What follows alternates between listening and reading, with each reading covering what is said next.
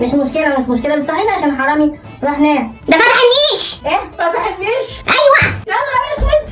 ورايا. امي. حرامي في شقتي؟ يا دي اليوم الاسود. فعلا انت يومك اسود. بص انت تسرق ذهب، مش مشكله، تاخد كل الفلوس اللي في الشقه، ما عنديش مشكله، عادي خد راحتك. انما تفتح النيش دي تبقى مصيبه وكارثه يا اخويا. ده اللي لا يمكن اعديه ابدا. ما جيتش ناحيه النيش وربنا. لا فتح النيش يا امي وكسر المج الفحلقي. ايه؟ كسر المج والفحلوقي كمان؟ ربنا ما كسبت حاجه. انت بتاعي النهارده. يلا يا واد البس انا ماليش دعوه. والنبي حاجه لا. قول لي بقى، انت تبع اي منظمه؟ منظمه اليوم الاسود لما اجي الشقه دي. هتعترف ولا لا؟ مصر على الانكار يا امي، خلي بالك الانكار مش هينفعك. يا لهوي. امي احنا نسحنه، جربي كده.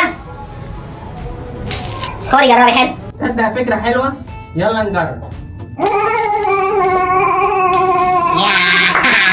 خلاص تعادل.